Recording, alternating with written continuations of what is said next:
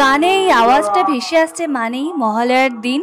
সময়টা হলো 5:05, সারা পাড়া নিস্তব্ধ, আর ভেসে আসছে শুধু বীরেন্দ্রকৃষ্ণ ভদ্রের সেই ঐতিহাসিক গলা। বৃষ্টি হয়ে ছন্দপতন ঘটল, বৃষ্টিটা আর থামারই নাম করছে না। বৃষ্টি হোক আর না হোক, সকালের জলখাবারটা তো খেতে হবে, বানাতে হবে। তো সকালবেলায় ভাবলাম যে কি বানানো যায় এই বৃষ্টির দিনে। ঘরে অনেক সবজিপাতি ছিল, সেই সবজিপাতিগুলো কেটে কুটে ভাবলাম কি বানানো যায়, পোলাও বানাই, চিড়ের পোলাও। তো চিড়ের পোলাও বানাচ্ছি, সাথে একটু কফিও ছিল, কফি দিয়েছি। আর একটু স্বাদ বেশি বাড়ানোর জন্য দিয়ে দিলাম বাদাম ভেজে। আর এইখানে আমার চিড়ের পোলাও একদম রেডি। আমি কিন্তু ধনেপাতা দিতে ভালোবাসি চিড়ের পোলাওতে, কিন্তু আমার হাতের কাছে ছিল না বলে আমি দিতে পারিনি। আর এর সাথে খাবো চা। চাটা আমি চা পাতা দিয়ে কম ফুটিয়ে ঢাকা দিয়ে রেখে দিই, তাহলে কিন্তু স্বাদটা দ্বিগুণ হয়ে যায়। এরকম করে ট্রাই করবে, ভালো লাগবে খেতে। এখানে শাশুড়ি মার জন্য চা চিড়ের পোলাও রেখে সোজা উপরে চলে এসেছি। বৃষ্টি যতই হোক, গরম কিন্তু এতটুকু কমেনি।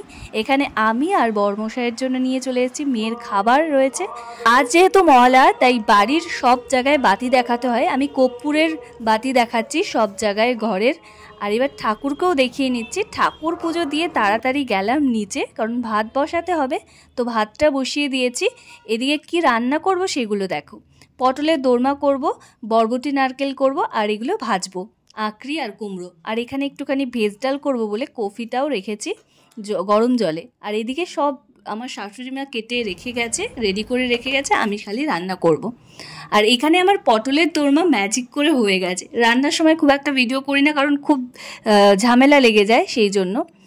আর এখানে বরবটি নারকেল দিয়েও আমার তৈরি হয়ে গেছে। আর এই দিকে এখানে শ্বশুরের জন্য মিষ্টি ছাড়া তরকারি রেখে দিয়েছি বাটি বাটি করে। এখানটায় ভেজ ডালটা, আজকের ভেজ ডালটা ভীষণ ভালো হয়েছে খেতে, কারণ ঘন হয়েছে। পর খাওয়া দাওয়া করে চলে গেছিলাম মেয়েকে নিয়ে মেট্রো বাজার। আর মেট্রো বাজারের এই জায়গাটা আমার ভীষণ টানে। তারপরে মোড় বাজারে গিয়ে টুকটাক কেনাকাটা করে সোজা বাড়িতে চলে আসি। প্রত্যেক বছর 5টার সময় উঠে আমি টিভিতে মহালয়া দেখবই দেখব। অনেক বছর পর সেই জিনিসটা ভাঙলাম, কিন্তু কৌতূহলের বশে মহালয়াটা আমি দেখেই নিলাম। বিকেলবেলায় চা খাচ্ছিলাম, সেই সকালবেলায় চিড়ে ভাজাটা দিয়ে, চিড়ের পোলাও দিয়ে, সাথে ছিল নিমকি আর বাদাম বিস্কুট। আহা, যা লাগে না সন্ধ্যেবেলার এই খাবারটা। আর অনেক দিন আগেই ব্রাউন সুগারটা নিয়ে এসেছিলাম, কিন্তু ঢালাই হচ্ছে না কৌটোতে। তো ব্রাউন সুগারটা কৌটোতে ঢেলে নিলাম, আর একটু একটু করে চায়ের সাথে মিশিয়ে আমি এই চিনিটা খাই আর কি। তো ভালোই লাগে আমার। চিনি তো খাওয়া বন্ধই করে দিয়েছি একেবারে। আর যেহেতু সকালবেলায় সময় পাই না খুব একটা, তাই জন্য মেয়েকে নিয়ে বিকেলবেলায় 1/2 ঘন্টা 1 ঘন্টা পড়াতে বসি, যাতে ওর ভুলে না যায় সেই জন্য। আজকের ডিনারটা যা দারুণ ছিল না, দুপুরবেলায় আমার শ্বশুরমশাই এনে রেখেছিল এটা, কিন্তু খাইনি, রাতের বেলায় খাবো বলে বাঁচিয়ে রেখেছিলাম। তো আজকের ভিডিওর একদম শেষে চলে এসেছি। ভিডিওটা ভালো লাগলে লাইক, কমেন্ট, শেয়ার, সাবস্ক্রাইব। ভালো থেকো সবাই, টাটা, বাই।